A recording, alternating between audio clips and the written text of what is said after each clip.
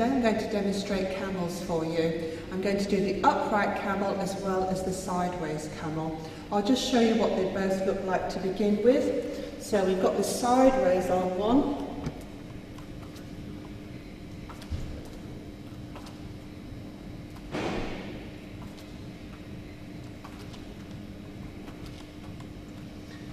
And now the upright one.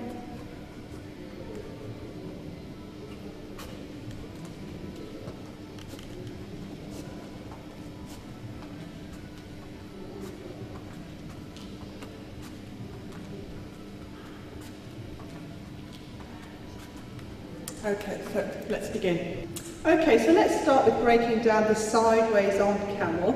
And if you've seen the clip of the vertical 8, you'll see that it's very similar, we're just maybe doing it on one side. So, first of all, I'm going to demonstrate what's happening with the feet. You're going to have one heel up and one foot flat, okay? The hip you're using, so in this case I'm going to start off using my left hip, you're going to walk towards the right. So whichever hip you're using, think of the opposite side. So push off with the heel high on the same hip you're using. So the feet are just that. 3, 4. Then swap. 1, 2, 3, 4. 1, 2, 3, 4. 1, 2, 3, 4. So now we'll put the hip into it. So heel up. We're going to just drop the hip, slide, lift up and into the body. Do that again. Drop the hip, slide along, up and into the body. So the important part here is when you drop the hip and you slide, that it is a straight line. The hip's not going up, the hip's not going down. Drop, along, up and in. When your hip gets to the top, that's when you take your step. But of course it has to all be fluent. Joining up the dots, down, along, up and in. Down, along, up and in. Down, along, up and in, over. Down, along, up and in, over. And 3 and 4.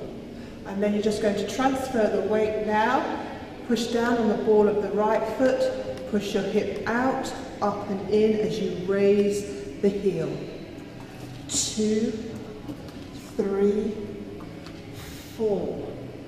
And change. 2, 3, and 4. And change. 2, 3, and 4. 1, 2, 3, and then it's quite nice to go into that vertical 8 because it blends so well. Okay, so now for the breakdown of the upright camel. So again, this is a move where there's a few things going on. So I'm just going to start with the pelvis first of all, just concentrate on that. And you can actually make it a figure of 8. So this is what you want your pelvis to do throughout the camel. Okay, so we're going to start off with the pelvis pointing down and your bottom up. So you've got an arch in your back. And we'll just put one foot in front of the other, tummy in, and you're going to hold that position as you push your pelvis forward. Okay, when you get to the front, then tuck your bottom under and come back. When you get to the back, let your bottom out and go forward. Tuck it under and come back. Let it out and go forward. Now when you're moving along, your pelvis will fight with you the whole way and will try to switch and just drop down. So you have to use your brain in this as well, because you have to think, where is the pelvis? So let your bottom up to go forward. Just keep it up until you've got to the end. Tuck it under, come back. Let your bottom up, go forward, tuck it under to come back. And you can see, lo and behold, yet another 8. So that's what the pelvis is doing.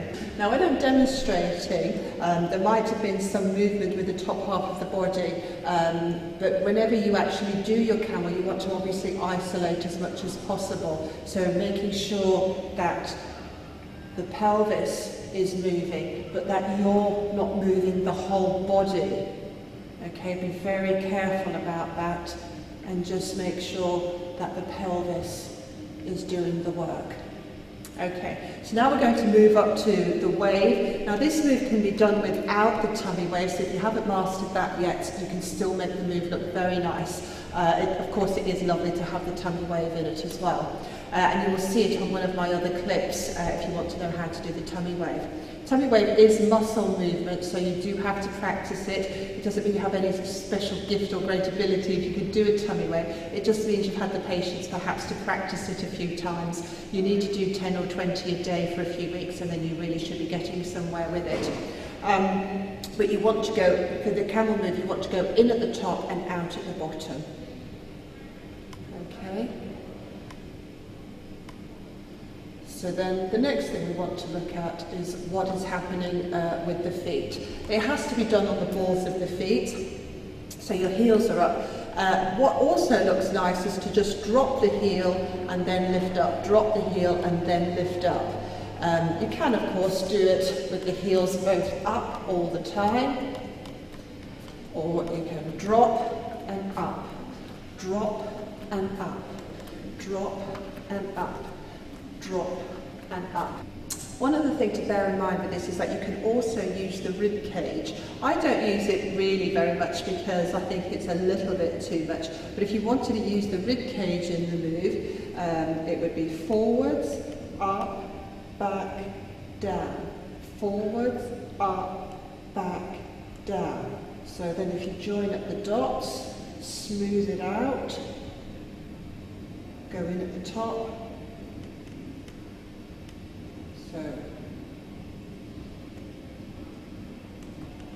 So there's a lot going on there. Forwards, up, back, down.